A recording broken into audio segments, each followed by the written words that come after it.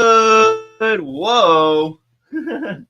Good morning, everyone, and welcome back to Wake and Take. It's your boy, Jason, and we've got some football to talk about today. It's Wednesday. It's Week 14 Wednesday. We are heading very quickly into the fantasy playoffs. So today we're going to talk fantasy football playoff buys. So these are some players that are going to help you win your league. So go ahead and take out your coffee, sit back, relax, and enjoy the show.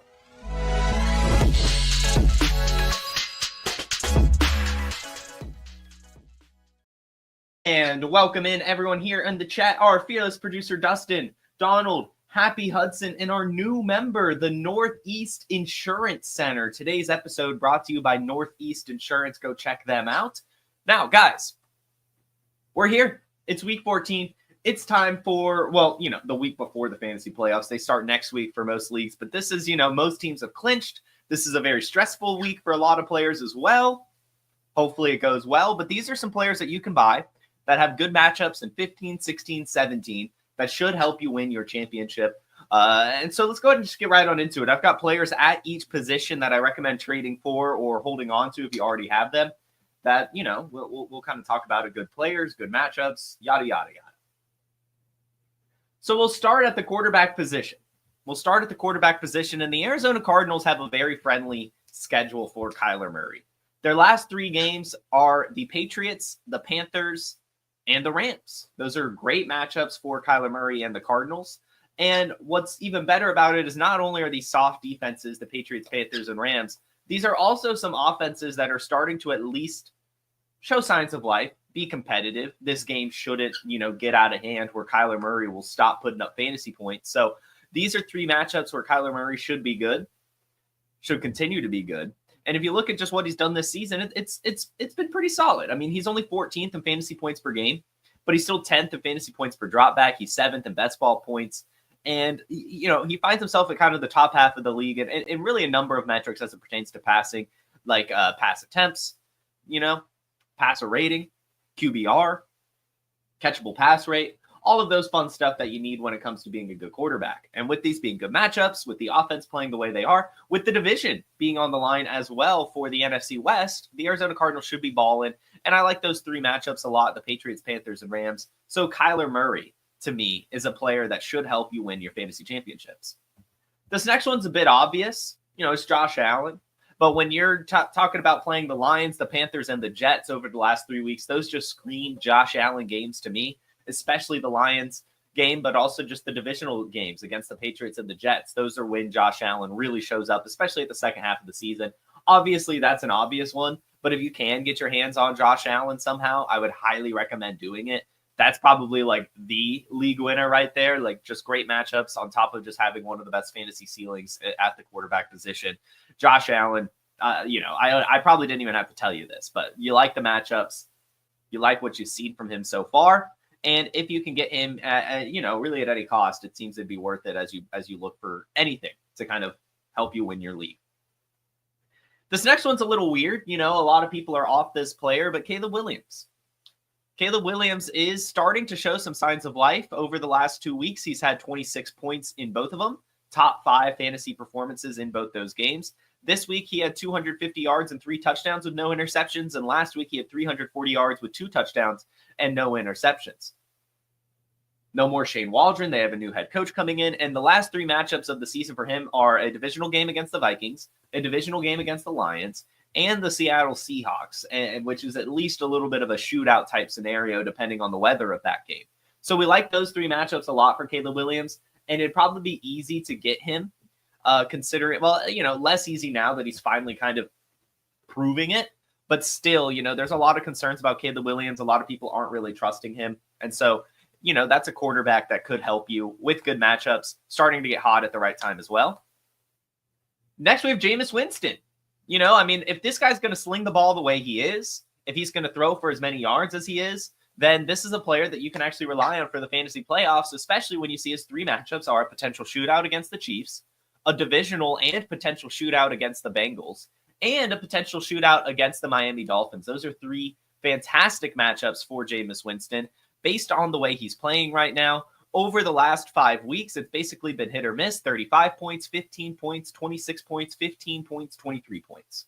So if it's, going to be off and on, then you get 3 weeks out, or 2 out of the 3 weeks for him in the fantasy playoffs. But even then, I think that you can trust him in these matchups. I mean, he's throwing the ball 40 plus times a game. He's throwing for nearly 400, 500 yards a game as well. He's just crushing it. He's just crushing it. So if you can get him really, really cheap, which you should be able to, you really should be able to, then I would do it. Especially that Bengals matchup in the semifinals, as BTTJ is pointing out in the chat. It should be nice. So Jameis Winston's a fun one, especially in Superflex, but even in single QB, if you want to get cute, I don't hate it.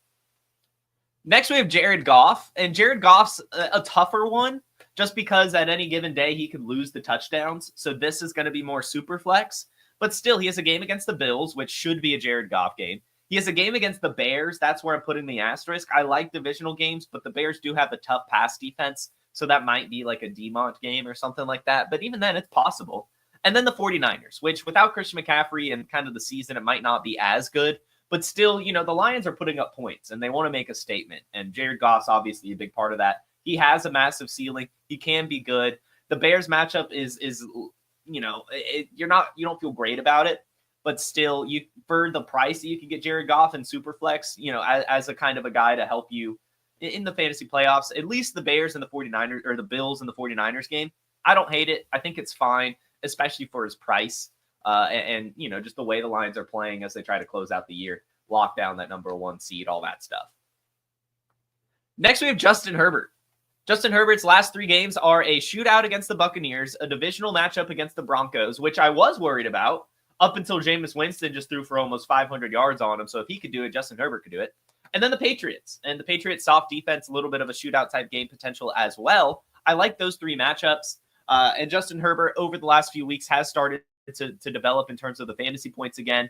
And he's just a really good quarterback. He's just a really good quarterback, especially with J.K. Dobbins now, out for the season 2. They're kind of leaning on the pass game a little bit more. And in these 3 games in particular for the fantasy playoffs, I like Justin Herbert's potential there. So Justin Herbert is another target as well. And then we have Drake May.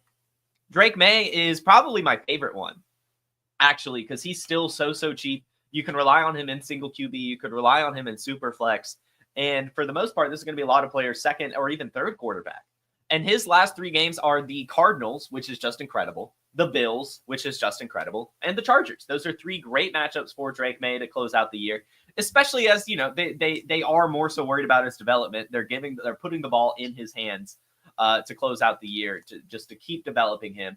And he's going to keep putting up fantasy points. He's been doing it all season, consistently putting up 15 to 20 points, has the rushing floor as well. I like those 3 matchups. I like Drake May. I would say that you could rely on him in the fantasy playoffs. And the next 2 are for Superflex only.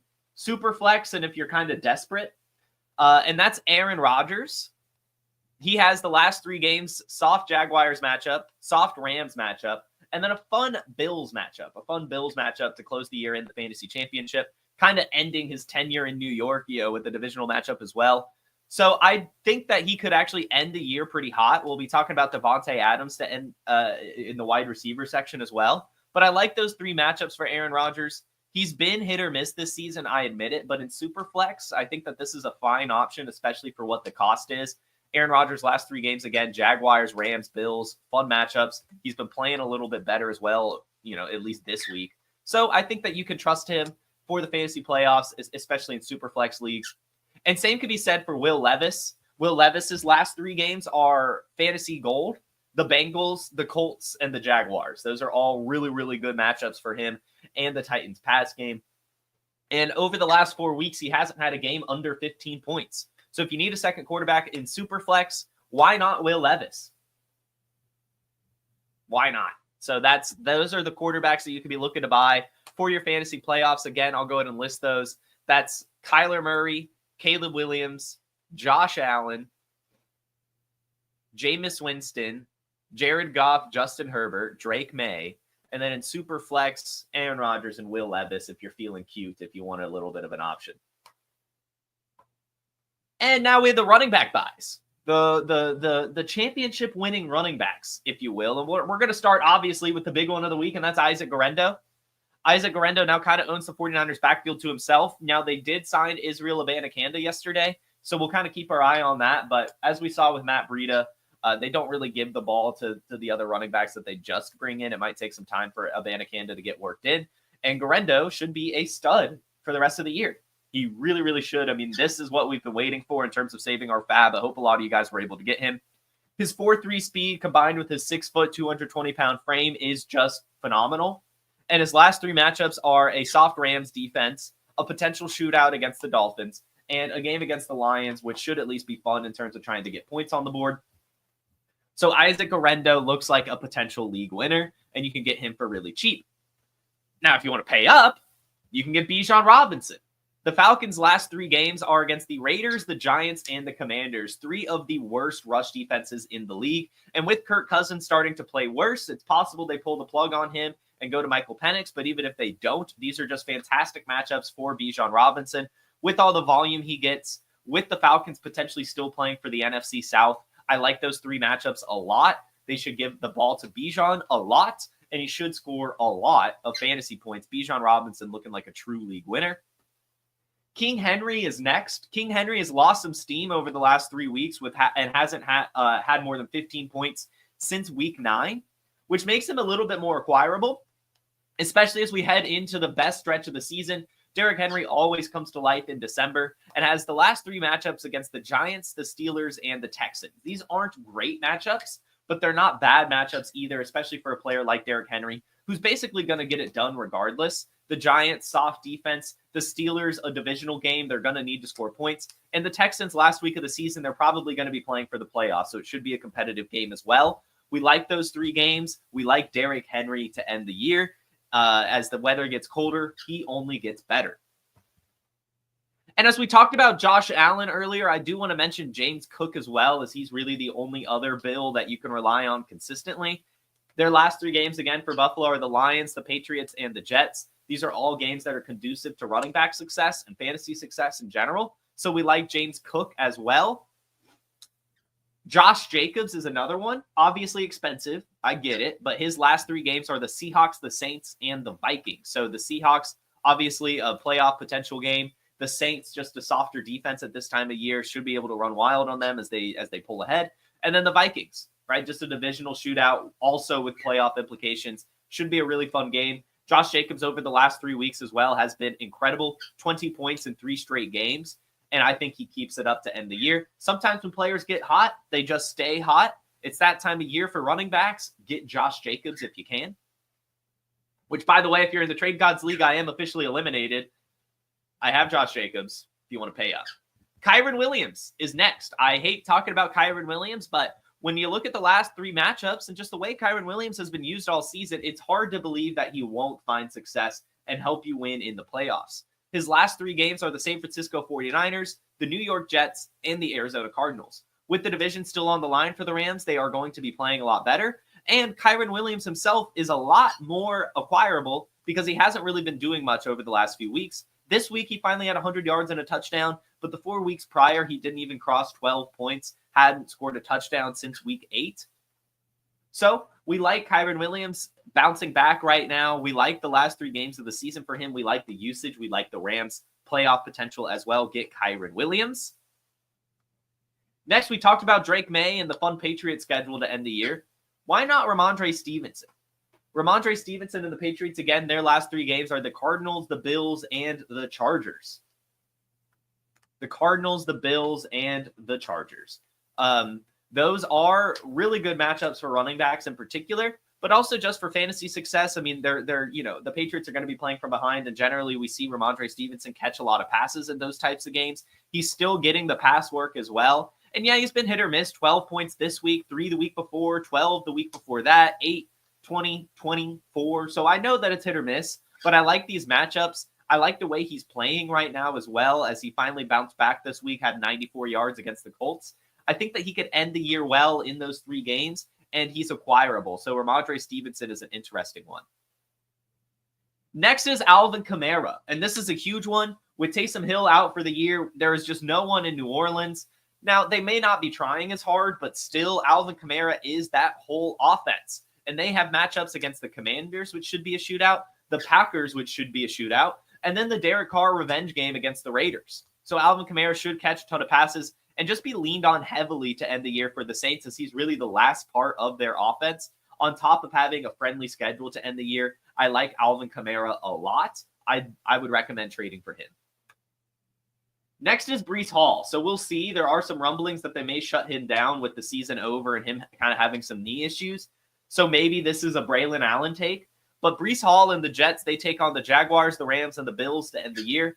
Soft Jaguars defense, soft Rams defense, as well as a potential shootout. And then, of course, a divisional shootout to end the year against the Buffalo Bills. Breece Hall has been very successful over the last few weeks, except for this week against Seattle, where he's banged up, but 30 points before that.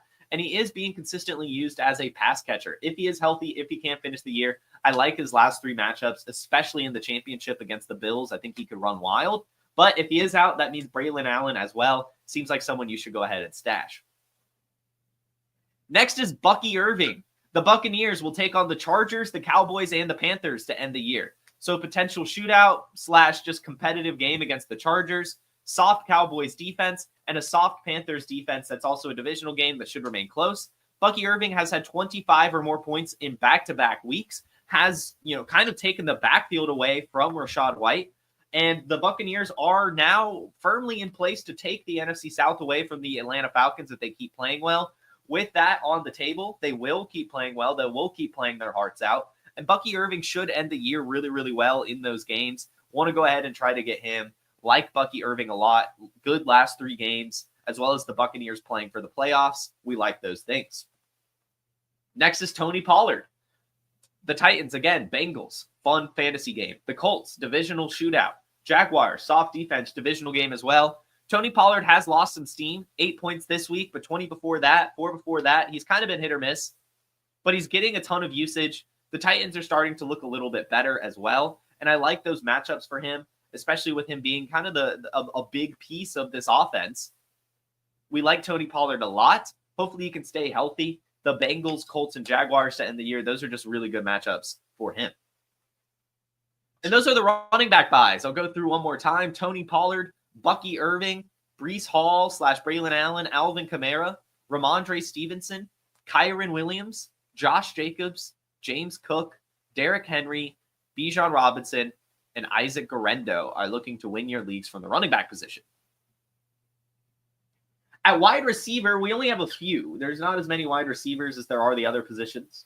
It's kind of tough. They are very hit or miss. And for the most part, the wide receivers you have, that got you here, you should probably keep relying on. But here's some with some solid schedules that I'm just starting to like, as well as their price point. Jameson Williams we'll start with. Again, the Lions take on the Bills, the Bears, and the 49ers. And the Bears is a tough matchup generally, but he did get 9 points against them. And since he's returned from suspension, hasn't had a game under 5 targets. He's being utilized really, really well and just has such a high ceiling. I like the, kind of boomer bust potential for him, but I like that these are also more boom friendly games. The Bills, shootout, Bears, divisional, competitive game, 49ers, playoff implications, but also just kind of trying to prove themselves and maybe take it out on them for ruining their season last year. But Jameson Williams, he's been utilized really well since his return from suspension, has a good 3 games to end the year, and with his ceiling, I would like to take a chance on him. Nico Collins is next, and I understand he's expensive, but Nico Collins is just a stud. He has just been phenomenal since returning from his injury. He's just been phenomenal this season in general, and his last 3 games are a potential shootout against the Dolphins, a potential shootout against the Chiefs, and a potential shootout against the Pittsburgh Steelers. Those are all conducive to wide receiver success. I think he keeps the production going and has consistent 20-point games to end the year. He's being utilized a ton, making a lot of great catches. It's just awesome what we're seeing from Nico Collins, and I think we can trust him in the playoffs. Next is Ladd McConkey. We'll see what the deal is with his injury, but the Chargers have a friendly schedule to end the year, a potential shootout with playoff implications against the Buccaneers, a divisional matchup with playoff implications against the Broncos, and then the Patriots. And while the Broncos are good, they are less good against slot receivers, so Ladd McConkey should be good in all these games as long as he can stay healthy.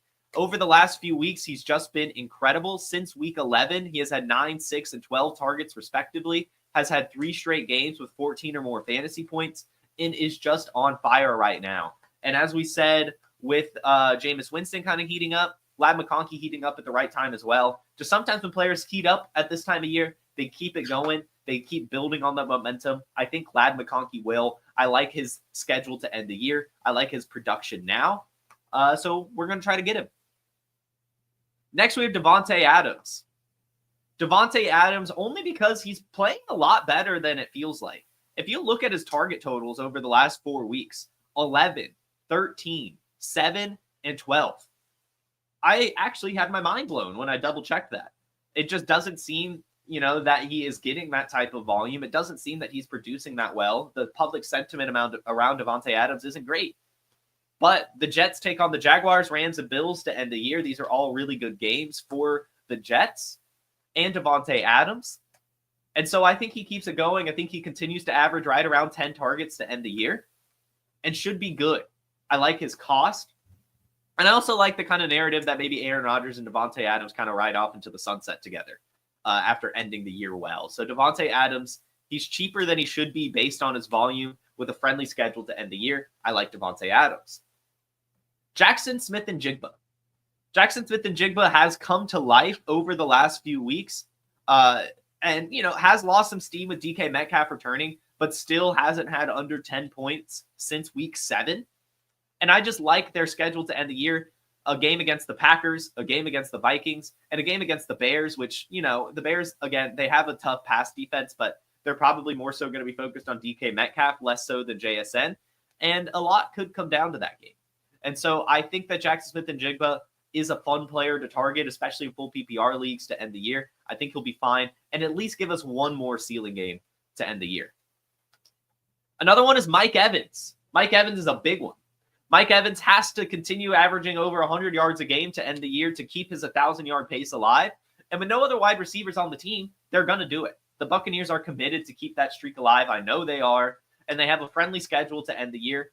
Chargers, Cowboys, Panthers. All of those games Mike Evans should be able to go off on, and I bet he will. He's coming off a game with 8 receptions for 118 yards and a touchdown, and I just think that's the type of stat line we should come to expect from him rest of season. Mike Evans is a huge trade target for me. I like him a lot. Go ahead and buy him if you can. And lastly, at the wide receiver position, the Browns wide receivers. Any of them. Jerry Jeudy, Elijah Moore, Cedric Tillman. Could be the cheapest, could be the most expensive. I don't care. All of them have a good cost for what they're putting up, what Jameis Winston's putting up. And again, the Browns take on the Chiefs, Bengals, and Dolphins to end the year. All should be pass-friendly games. So we like the Browns wide receivers just as much as we like Jameis Winston to end the year. Cheap budget option to help you guys win your championship. And finally, the tight ends. Which tight ends can you buy right now that'll help you in the championship? And these are, for the most part, going to be fairly expensive. I got one budget one, but Trey McBride is a huge one. Again, the Cardinals take on the Patriots, Panthers, and Rams to end the year. Trey McBride is 3rd in targets, number 1 in target share amongst tight ends, and just is killing it. He's 3rd in points per game. It's just getting targets after targets after targets. It's honestly ridiculous. And so you can rely on him. You are already going to rely on him, but I would even recommend paying up to try to get him on your team, as I like the way the Cardinals end the year. And with them playing for the division, I think Trey McBride should be good. Next is Brock Bowers, of course, right? The Raiders have the Falcons, Jaguars, and Saints to end the year, all of which are solid matchups for the tight end. And I mean, he's just leading all tight ends in targets. He's leading all tight ends in points per game. Just pay up to get that elite tight end in the fantasy playoffs. That's really the main lesson here. But Brock Bowers and Trey McBride in particular also have friendly schedules. If you want a cheaper one, Hunter Henry. We talk about Drake May and Ramondre, but Hunter Henry, the Patriots take on the Cardinals, Bills, and Chargers to end the year. Hunter Henry is top 5 in targets, air yards, and receptions amongst all tight ends. And over the last few weeks has at least been consistent. 14, 9, 12, 2, 12, 9, 17, 13 points. Only one game under 9 points since week 6. That is someone you can rely upon. He's really cheap. And with the Patriots having a friendly schedule to end the year, I like him a lot. And really cheap, really, really, really cheap is Chig Okonkwo. And this is just getting cute with it. I'm guessing here, Last week, 6 targets, only 3 receptions for 27 yards, but he got 6 targets after having a 70-yard touchdown against the Texans. So I think the Titans are committed to try to get him the ball some more now. They're trying to develop him a little bit. They're finding ways to get him the ball. And I think that they'll continue trying to do that. Again, this is a guess, but he's just so cheap that I don't hate it. And, if this week he goes out there and stinks, you don't have to rely on him in the playoffs. But the Titans take on the Bengals, Colts, and Jaguars, and those are just super friendly for the tight end position. Like that a lot for him. Chigakonkwo, super cheap budget tight end option. Yeah. And that'll do it. That'll do it for the fantasy playoff talk. Those are a bunch of players that you could be looking to buy to help you win your championship.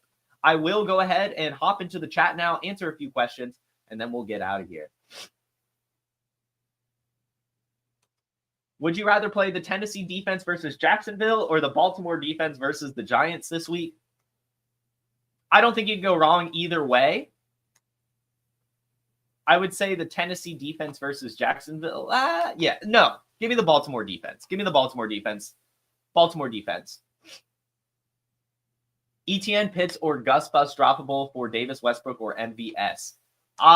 Gus Bus, I would say, is probably droppable, but maybe for Ray Davis. I would say Ray Davis has a little bit more upside than Gus Bus, but still, I don't know. We'll see. Yeah, you definitely got to try to get Trey McBride. You were thinking of sending Chris Olave, Chris Godwin, and a 25 first for Trey McBride and tight end premium. That might be too much. I would try a first in Godwin or a first in Olave, and then maybe see if you have to add the other wide receiver. I understand them being shut down kind of hurts their volume or value, but since it's Dynasty, they're still really, really good players. Yes, hit that like button. Thank you, Harry Snowman.